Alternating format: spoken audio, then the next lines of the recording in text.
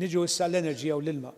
Sur President, matul din is-sena komplet il-ħidma biex tiġi assigurata provvista tal-enerġija b'mod sostenibbli, partikolarment f'dak li għandu x'jaqsam mal-ġenerazzjoni u distribuzzjoni tal-elettriku.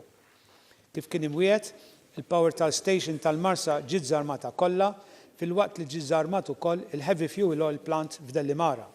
Bħala parti mill-pjan tal-Gvern li juża aktar enerġija nadifa, komplet il-ħidma fuq il-pipeline tal-gass li se jaqqat lil Malta ma' Sqallija u ġie fit-tmiemu l-proċess tal-ingaġġar ta' diversi esperti li se jgħinu biex isiru l-istudji neċessarju għal ħruġ tal-permessi sew f'Malta kif ukoll fl-Italja.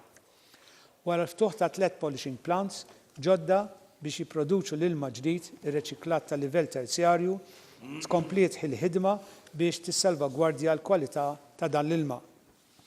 Matul is-sena d-dieħla l-Aġenzija għall-Enerġija u l-Ilma ser tkompli taħdem fuq il-Pjan Nazzjonali tal-Enerġija u l-Klima għal perjodu 2020-2030 biex jiġu identifikati numru ta' azzjonijiet li se jittieħdu sabiex jintlaħqu il-miri Ewropej.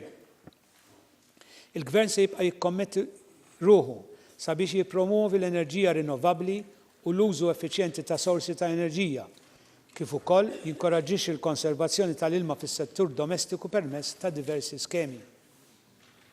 Sur President, tul is-sena d-dieħla se inkomplu bil-politika tagħna li jkollna prezzijiet stabbli tal-prezz tad-dawl u tal-ilma, kif ukoll il-prezz tal-fuel għal perjodu twil. Se inkomplu niffukaw sabiex dan is-settur fundamentali għat tkabbir ekonomiku tal-pajjiż ikompli jissaħħaħ u jilqa' għall-isfidi tal-ġejjieni. Dan se jsir b'numru ta' miżuri kemm fil-qasam ta' ġenerazzjoni u distribuzzjoni kif ukoll b'inċentivi indirizzati biex l-enerġija tintuża b'mod aktar effiċjenti. Barra minn hekk, ser inkomplu naħdmu biħalli nipprovdu aktar enerġija nadifa billi nippromuovu l-użu tal-enerġija rinnovabbli fil-waqt li ngħinu lill-familji u l-intrapriżi jarfu jnaqsu il-konsum tagħhom. L-Aġenzija l-Enerġija u l-Ilma se tkompli tagħti l-energy audits lil dawk il-familji u intrapriżi fil-waqt li tkompli l-assistenza lil individwi vulnerabbli fit-tqassim tal-konsum tagħhom billi jinbidlulhom l-appliances il-qodma tagħhom f'dawk ġodda. L-Malta se tkompli ssaħħaħ id-distribuzzjoni tal-elettriku bl-estensjoni u xogħlijiet diversi f'ċentri ta' distribuzzjoni tfosthom dak f'Paċeville, Marsa Scala u fil-Kappara biex jintlaħaq aħjar id-domanda tal-elettriku f'dawk il-lokalitajiet. Ser jinbidlu transformers fiċ-ċentru ta' distribuzzjoni f'Ħattarxien, fl-istess ħin ser ikomplu wkoll ix-xogħol ta' automation ta' numru ieħor ta' substations. Ser tkompli l-ħidma biex jittejjeb il-call center tal-Arms waqt li se ssir upgrade fl-Smart Utilities Portal u mobile apps ġdida fejn il-klijenti kollha tal-Arms se jkollhom aċċess aħjar iktar faċli għall-informazzjoni fuq il-konsum u l-kontijiet tagħhom. Se nkomplu naħdmu biex jiġu provduti fuel ta' kwalità tajba.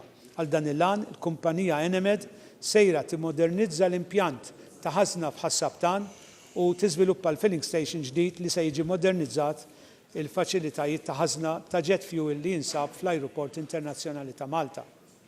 Bħal snin preċedenti se jkomplu l-investiment li qed isir biex itajjeb l-Arrow f'Malta. Fil-waqt li se jkomplu xogħol fuq il-bini ta' Arrow f'Ħondoq ir-Rumin. Se jitkompla x-xogħol għad-distribuzzjoni ħer tal-ilma kif ukoll titjib fil-kwalità permezz ta' bini ta' mina li qed isir bejn l-Arrow f'Pembroke u għall-ġibjun ta' Qali. Il-bdiewa se jkomplu jiġu assistiti bid-distribuzzjoni tal-ilma ġdid. Għal daqstant se jkompli x-xogħol fuq in-netwerk tan-nofsinhar ta' Malta u dak f'Għawdex.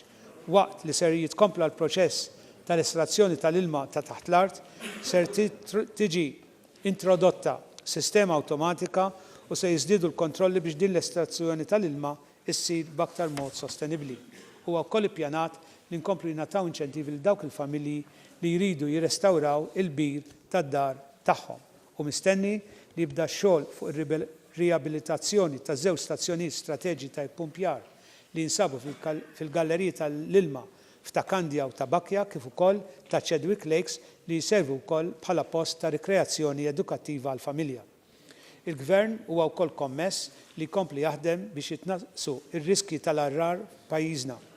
Għaldaqstant se jsiru studji dettaljati sabiex jiġu żviluppati aktar miżuri li jistgħu jnaqsu dan ir-riskju fil-waqt li nimmassimizzaw l-użu tal-ilma tax-xita.